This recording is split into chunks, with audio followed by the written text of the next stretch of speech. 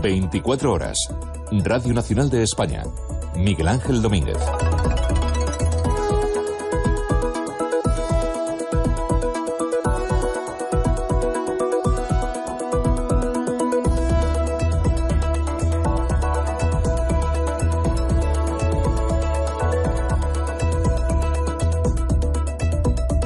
Tiempo de entrevista, la entrevista habitual de esta hora de la tarde en 24 horas, esta entrevista que nosotros llamamos larga porque en el tiempo se va a ir hasta las 9 ya será de la noche.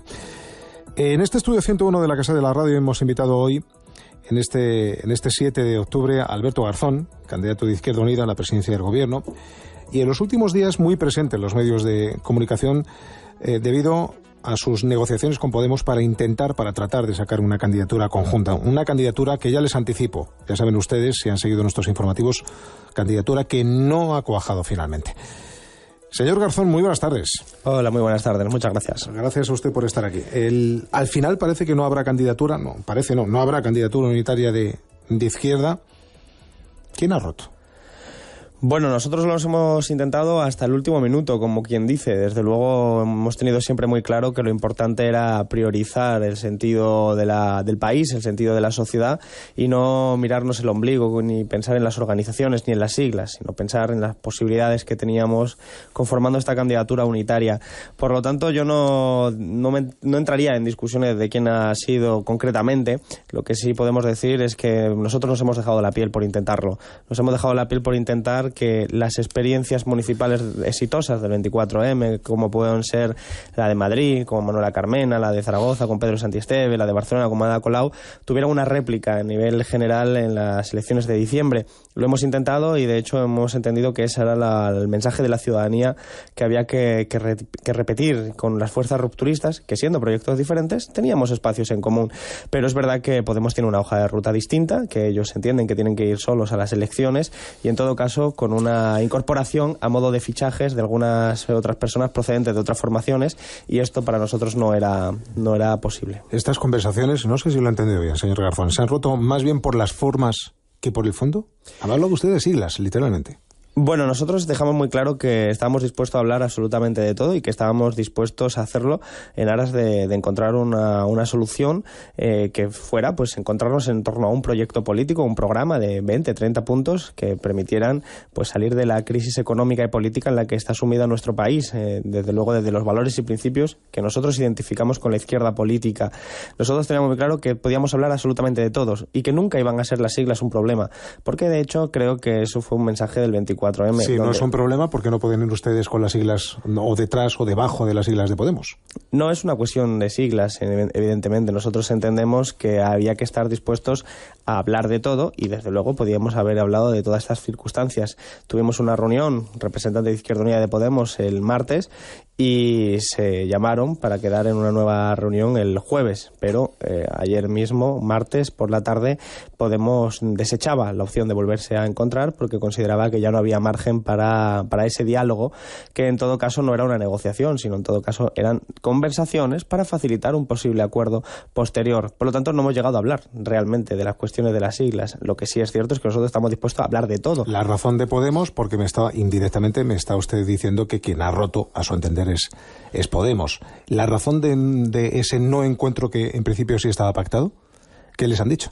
Bueno, han argumentado que no había margen, que a pesar de que en la reunión se habían, digamos, referido a hacer una reunión próxima en el jueves, pues que después la habían reflexionado y que habían visto que no había realmente ningún margen de maniobra y que era mejor para todos pues aclarar las cosas ante el público, ante los ciudadanos, diciendo y expresando a través ellos de un comunicado pues que no había posibilidad de acuerdo y que por lo tanto pues caminarían en solitario. Bueno, ustedes al principio de estas conversaciones, para otear un poco el horizonte, hablaban efectivamente de margen de maniobra para intentar negociar y ir en una candidatura única. En esa llamada ayer se les dice desde Podemos que no hay ningún margen de maniobra, eso es lo que usted me ha dicho.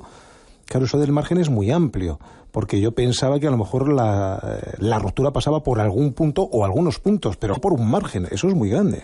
Sí, es muy grande. De hecho, nosotros lo que fuimos a la reunión fue hablar de varias líneas que incluían pues el programa, incluían el elemento del nombre, incluían desde luego el tipo de campaña que se hiciera, como tenía el protagonismo las diferentes personas que fueran a participar, pero era para plantear puntos sobre los que habría que haber iniciado una negociación, pero desde luego no se llegó a iniciar porque se interrumpió por parte de Podemos esas conversaciones, y nosotros desde luego pues nos sentimos vamos a decir... Sin ningún punto específico a subrayar por parte de Podemos. No, ellos hablan de margen simplemente. A nosotros al menos nos han dicho eso. Después ellos han presentado un comunicado en el que decían que entendían que se trataba de ficharme a mí, concretamente. Luego le preguntaré por eso. Pero nosotros no teníamos esa mala impresión de la reunión. Lo que nos parecía era que podía haber sido una reunión pues para acercar posiciones, para ver cuáles eran las dificultades, ver cuáles eran las facilidades y poder trabajarlas en el tiempo en una futura reunión. Pero esa reunión no se va a producir porque la han cancelado. ¿Por qué Alberto Garzón... Bueno, en principio, porque si no esto no estaríamos hablando de lo que estamos hablando, le gusta Podemos, pero Podemos no quiere ni oír hablar de una alianza con Izquierda Unida? Hábleme de ese pequeño embrollo. Yo creo que no es una cuestión de gustos, de que a mí me guste o no me guste Podemos. Podemos es un proyecto político diferente al mío. El mío es el de Izquierda Unida, el mío es de una izquierda rupturista, feminista, ecologista, una izquierda que plantea alternativas económicas y políticas a la situación actual y que yo defiendo y además encabezo como candidato de Izquierda Unida. Por lo tanto, no es una cuestión de gustos, es una cuestión de pensar en términos de país, en términos de, es el momento de pensar en la gente que está profundamente decepcionada con la situación política, que lo está pasando mal en su vida, que está desempleada, que tiene problemas para llegar a fin de mes, que no puede calentar su hogar y que en este caso necesita una alternativa clara al bipartidismo y a las políticas que han llevado hasta esa situación. Y entendíamos que trabajando conjuntamente en aquellos puntos que tuviéramos en común, pues podíamos maximizar las opciones, mejorar los resultados, más que en solitario. Entonces nosotros habíamos entendido que la mejor fórmula era construir un espacio, digamos, cómodo para todo el mundo, vamos a imaginarlo como una metáfora, ¿no? En la que hay una plaza pública en la que va llegando toda la gente para participar, para debatir, para elegir las políticas alternativas, y en esa plaza llega gente de ECUO, llega gente de Podemos, llega gente de Iniciativa, llega gente de Izquierda Unida, llega gente que no tiene carnet político, pero trabajan todos pues con comodidad, sin tener que dejar detrás ni sus memorias, ni sus recuerdos, ni sus proyectos de máximos, ni nada. Esa era para nosotros lo que es la definición gráfica de una unidad popular, un lugar donde no sobra nadie. En cambio, Podemos tiene una concepción de la unidad que es muy distinta. Es fundamentalmente participar dentro de Podemos o, digamos, en una periferia, pero que el eje vertebrador sea Podemos. Por eso no querían ningún pacto con Izquierda Unida a nivel estatal, porque hay que recordar que también hablaremos luego de eso. Con los territorios sí se ha podido. Hablaba usted de efectivamente de experiencias, de conocimiento, de mucha vida política en los últimos años de Izquierda Unida. Todo eso lo ha calificado Podemos de mochila, y a partir de ahí precisamente ellos entienden que no quieren cargar con el peso de esa mochila. Bueno, yo creo que es una metáfora desacertada, en todo caso la podemos recoger. Una persona como yo, que cumple 30 años pasado mañana, pudo acceder a la universidad pública, pude ir a la universidad pública porque hay gente que luchó antes, hay gente que construyó la universidad pública, la sanidad pública, las pensiones, el Estado social, la democracia, porque luchó en el día de ayer y en el día de anteayer, como quien dice, no han caído del cielo. Esos son mochilas, esa es nuestra historia, la historia como sociedad, no la historia como cada uno de nosotros individualmente, sino la historia como un hilo que va recorriendo todas unas luchas para conseguir conquistas. Eso es una mochila en la que ha participado Izquierda Unida, por lo tanto, despreciar lo que es el pasado. Entiendo que le molesta esa comparación, entonces. Bueno, me parece ingenua y desacertada en el sentido de que todas las fuerzas políticas tienen mochila, pero evidentemente creo que hay que respetar esas luchas, porque si no es como si estuviéramos cayendo en la idea de que el mundo comenzó hace muy poco tiempo, y yo creo que es evidente que lo que se ha construido en nuestro país, y que por cierto es lo que está en peligro ahora mismo con las políticas neoliberales, no ha sido gratuito, ha requerido unos esfuerzos y una lucha por parte de mucha gente, y mucha de esa gente era y es de Izquierda Unida. Por lo tanto, despreciar eso, que son luchas que conforman nuestro ADN, que nos sirven para construir un futuro más justo y mejor, yo creo que es desacertado para quien quiera construir desde luego una sociedad distinta a la nuestra. Yo he escuchado a algún analista avezado, analista político, vislumbrar la posibilidad de que Podemos pueda en un momento determinado tener miedo a que Izquierda Unida en general y el Partido Comunista de España, el PC en particular, bueno, pues se haga con las estructuras, con el organigrama, en definitiva con Podemos a no mucho tardar, que lo abduzca, por decirlo de alguna manera.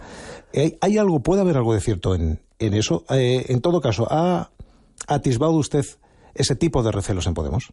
Bueno, yo creo que la política es algo fundamental para transformar nuestra vida, y eso tiene que ver con la sanidad, con la educación, con lo que estamos diciendo que son las condiciones de vida de la gente. Por eso la política es algo muy importante, y por eso yo nunca llevaría la política a metáforas fundamentalmente mercantiles, porque es verdad que, expresando lo mismo que acaba usted de decir, hay metáforas que dicen que hay una OPA hostil en el camino, que hay una serie de compra o venta, absorciones. Son metáforas del ámbito mercantil, como si la política fuera una cuestión meramente económica, entre fusiones o absorciones de empresas. Yo creo que los partidos no pueden ser empresas, los partidos son aglomeraciones de gente que quiere transformar la sociedad en virtud de unas coordenadas ideológicas. Por eso creo que ningún partido tiene que tener miedo al debate. Ningún partido ¿Ha notado tiene que usted tenerlo. ese miedo? ¿Ha notado el miedo de Podemos de que el PC, el Partido Comunista, se haga al final a corto, medio plazo con las estructuras de Podemos? Yo no lo he notado, y además me parece impensable, en el sentido de que aquí no se hace uno con un partido de una forma muy determinada. Yo creo que al final son los debates los que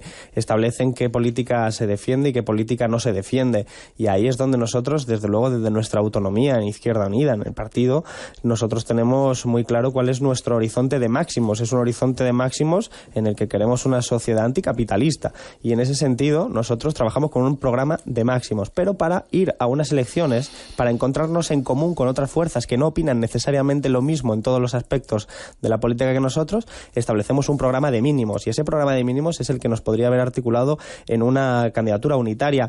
Es lo que ha funcionado en las elecciones municipales en los diferentes lugares donde ha tenido éxito, y es también algunos de los elementos que nosotros creemos deberían estar en diciembre. Pero es verdad que Podemos no ha querido. En todo caso, yo no puedo responder por ellos, lógicamente, pero a mí no me ha dado esa impresión. No, yo le preguntaba precisamente no por lo que ellos creen, sino por lo que usted cree y lo que usted está percibiendo a propósito de, bueno, pues de ese posible miedo que Podemos pueda tener a que el Partido Comunista de España se haga al final con las estructuras, con los cuadros, con la organización interna de Podemos. En todo caso, ¿cómo es posible conjugar todo esto que usted me está contando con esos pactos en Cataluña o en Galicia, con esas alianzas? ¿Por qué esa diferencia? ¿Por qué en unos casos sí y en otros no?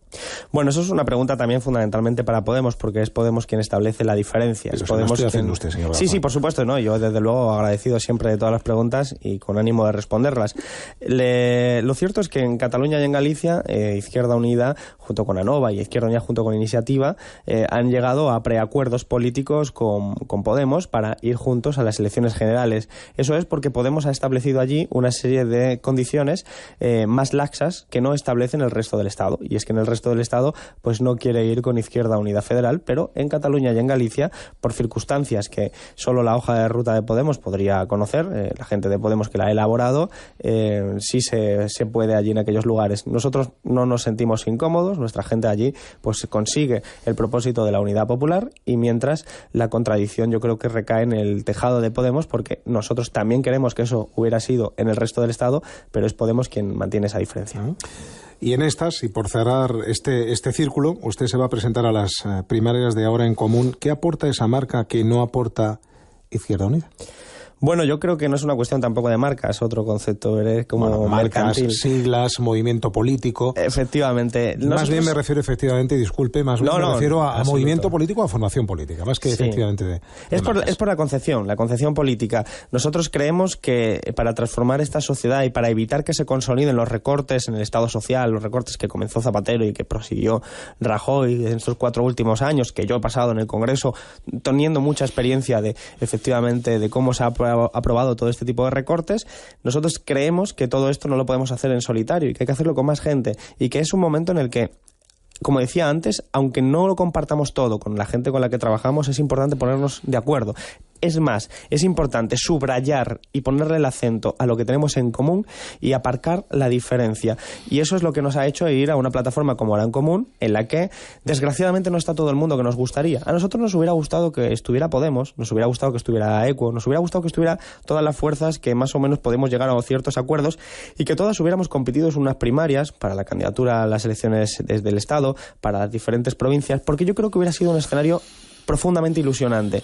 Desgraciadamente estas fuerzas no han participado finalmente y sí hay otras que lo están haciendo y hay movimientos sociales que están participando allí y en cada territorio pues tiene una dinámica diferente. ¿Qué aporta? Pues aporta desde luego los procedimientos. Estamos hablando de que va a ser la única candidatura que haya hecho primarias abiertas en un espacio tan cómodo, con mecanismos participados, con las experiencias, digamos, con las que se hizo ahora Madrid o se hizo Zaragoza en Común. Es decir, la única réplica, un espacio cómodo en el que nos podemos encontrar todo. Yo creo que eso aporta mucho y desde luego nosotros desde Izquierda Unida vamos a aportar también todo lo que podamos. Se trata de sumar hasta el punto que tengamos que generar un espacio ambicioso. Eso de sumar, de alguna manera, lo indirectamente que usted quiera, pero de alguna manera no es reconocer el fracaso de Izquierda Unida en el sentido de que ustedes confiesan públicamente que solos no han podido y que para llevar a cabo al menos lo sustancial de sus ideas necesitan a terceras personas, a terceras formaciones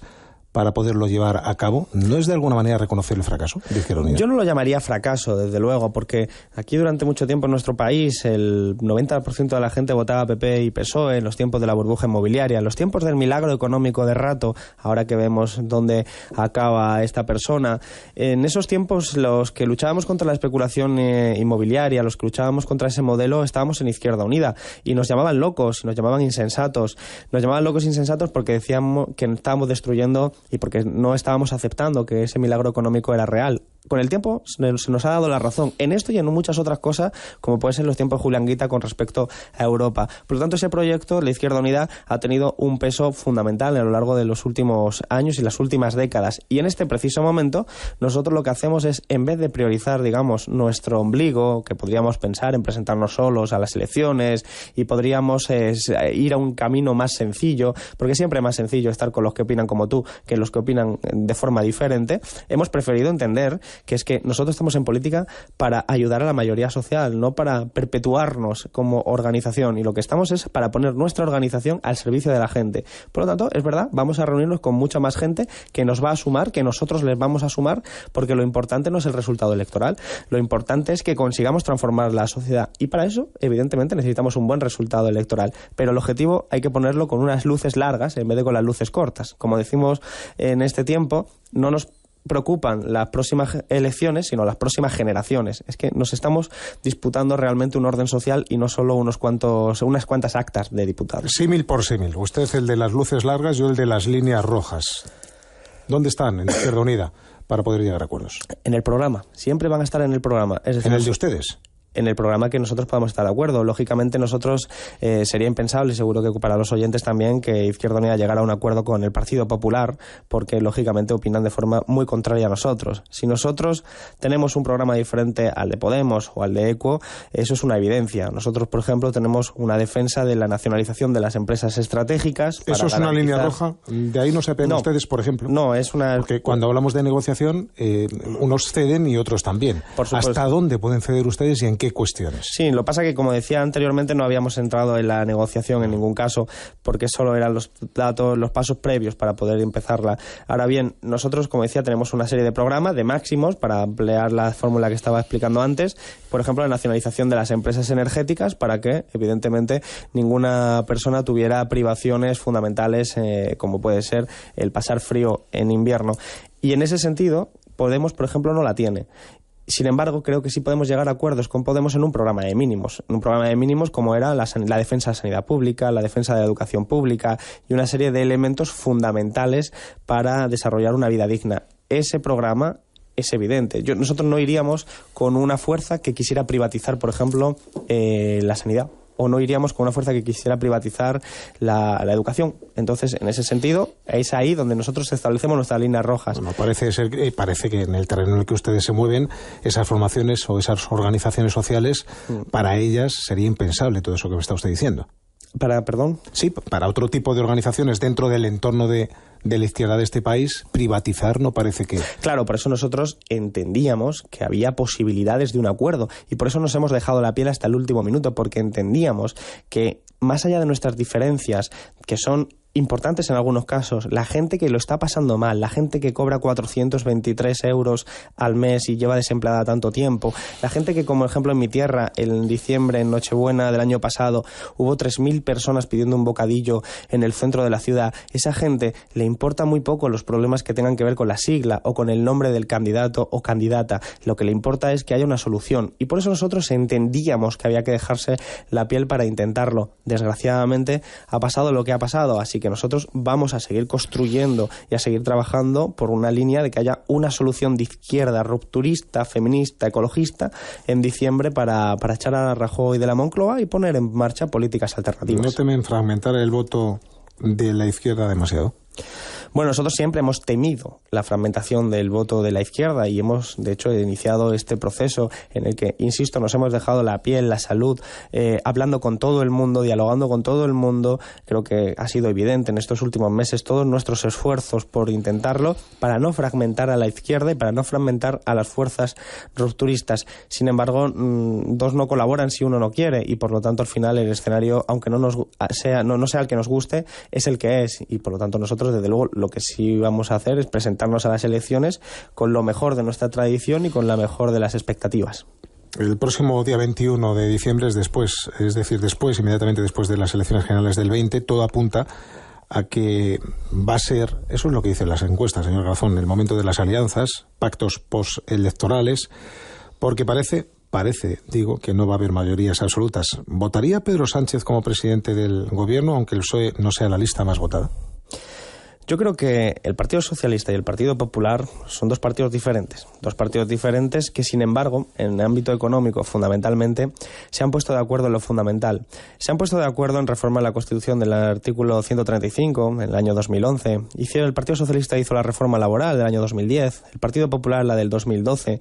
Han hecho reformas del sistema financiero, el rescate al sistema financiero, más de 55.000 millones de euros dedicado a salvar a los banqueros, casi ningún euro para salvar a la mayoría social. Yo creo que el bipartidismo es parte del problema y por lo tanto no es parte de la solución. Y yo espero que los votantes socialistas, que son socialistas y que creen en el socialismo bien entendido de izquierdas, creo que se merecen otra cosa. Por lo tanto, nosotros entendemos que en este momento es absolutamente prematuro hablar de posible correlación de fuerzas, pero a nuestro juicio ni el Partido Socialista es la solución ni el Partido Popular es la solución. Y además, a la historia más reciente de este país nos remitimos.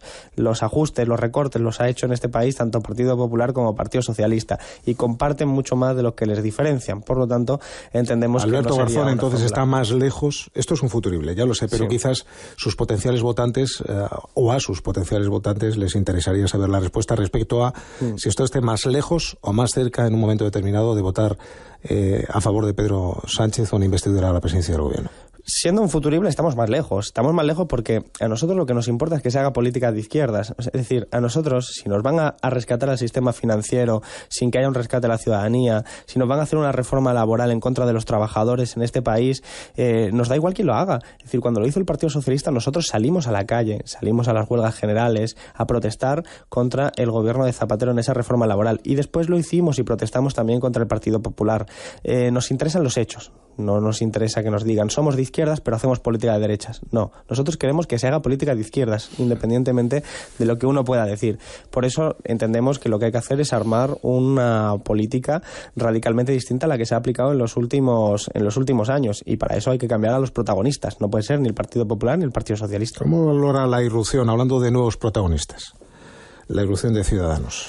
Yo creo que Ciudadanos es el sostén del bipartidismo. Es una fórmula que va a permitir o pretenden que permita que todo cambie para que no cambie nada.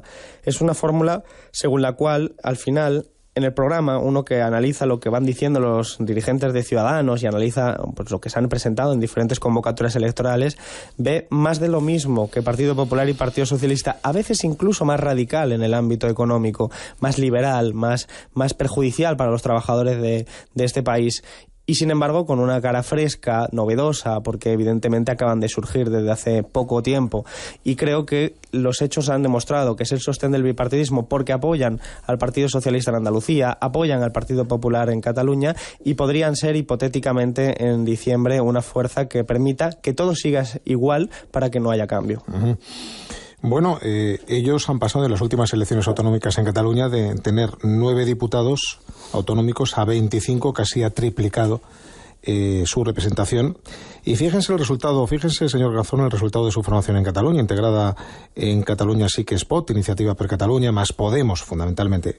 Ustedes han conseguido menos escaños que en las pasadas autonómicas a las que acudían sin Podemos. ¿Qué ha pasado? Bueno, evidentemente son unos resultados malos. Hemos tenido peor resultado que en el año 2012. No creo que se pueda hacer una traslación tan directa ni en el espacio ni en el tiempo, porque estábamos ante unas elecciones que se han planteado como un plebiscito independentista.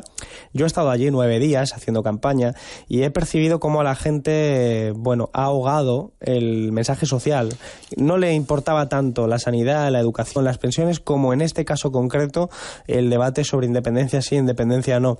Y entonces ha sido difícil que una fuerza como la nuestra, que estaba integrada en una candidatura más amplia, pudiera hacerse escuchar. Y eso ha sido una constatación. Nosotros, además, en Izquierda Unida somos una fuerza que defiende el derecho a decidir, el derecho que los pueblos tengan para decidir sobre su futuro, y por lo tanto hemos estado a favor de la consulta en Cataluña, pero no somos una fuerza independentista. Nosotros somos una fuerza federal, creemos que se puede construir conjuntamente en un mismo marco, en un mismo Estado, y que hay que caminar hacia una república federal. Por lo tanto, cuando el debate se ha planteado entre independencia sí, independencia no, se ha ahogado eso, y eso ha sido, en cierta medida, una victoria de más, que ha conseguido esquivar por ahí los recortes que había hecho en sanidad y educación. Una mínima reflexión, porque ya se nos acaba el tiempo, señor Garzón, a propósito de Grecia, a propósito de los resultados que ha conseguido Syriza, que ha llevado a Tsipras de nuevo a ser primer ministro griego. Yo no sé si Syriza está más cerca de Podemos o de Izquierda Unida. En todo caso, le pregunto, ¿usted tiene la sensación de que Tsipras al final se ha plegado a las condiciones económicas de la Unión Europea, de Bruselas, de Alemania, por seguir un poco el argumento de ustedes? Sí, se ha plegado, ¿no? En este caso creo que no es una opinión, es una constatación. Ha aprobado un programa que no era el suyo, sino que era evidentemente el que se había establecido en el marco del Eurogrupo. Quizás como resultado de una correlación de fuerzas económica. Grecia es en torno al 1,6% del Producto Interior Bruto de la Unión Europea, de la zona euro, mientras que España es el 12%. Lógicamente la capacidad de negociación de España es mucho mayor que la de Grecia. La de Grecia tiene el equivalente, para que nos hagan los oyentes una idea, el equivalente a la Comunidad de Madrid en el Producto Interior Bruto. Entonces es el equivalente a la Comunidad de Madrid negociando contra el resto de la Unión Europea. Eso es una circunstancia que ha formado un parte fundamental de la deriva de lo que ha pasado en Grecia, y creo que el sistema estaba deseando que la izquierda fuera la que aprobara los recortes para mandar un mensaje que es falso, que es el mensaje de que no hay alternativa. Yo creo que hay que demostrarle a la ciudadanía que hay alternativa, que hay políticas de forma diferente y que solo es una cuestión de voluntad política. Si en Europa se quisiera hacer las cosas de otra forma, se podrían hacer. Su subrayado, señor Garzón. Antonio Vicente, muy buenas noches ya prácticamente. ¿Qué tal? Buenas noches. Alberto Garzón viene hoy con chaqueta azul, camisa clara y las mismas manos simétricas de la última vez. Sigue clavando su mirada en algún punto difuso de este estudio donde encuentra sus palabras que dice lo más despacio que le permite su cerebro veloz. Tiene muy claro que se podía haber llegado a un programa de 20 puntos al menos en los que Izquierda Unida, Podemos y otros partidos de izquierdas podrían haber estado de acuerdo. En Podemos no encontraron margen. En realidad querían ficharle a él como si fuera un futbolista.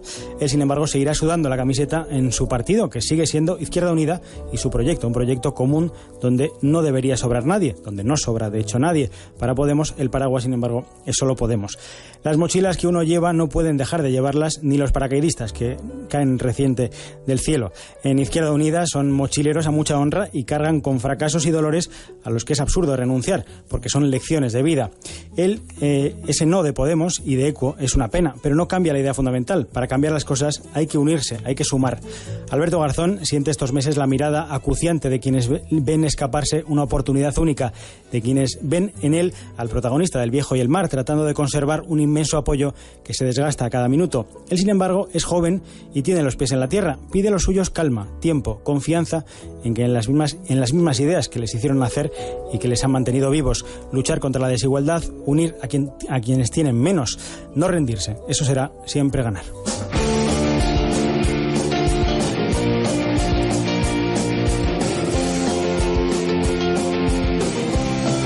Interpretando en Silencio es un grupo, creo, muy cercano a usted de su tierra, el que estamos escuchando de fondo. ¿Dónde te has quedado? Es el tema que están cantando, interpretando, y es lo que nos ha pedido Alberto Garzón para terminar esta entrevista. Un placer, como siempre, escucharlo. Muchísimas gracias, de verdad. Muchas gracias. Gracias. El mismo desgraciado que cuando me sentía solo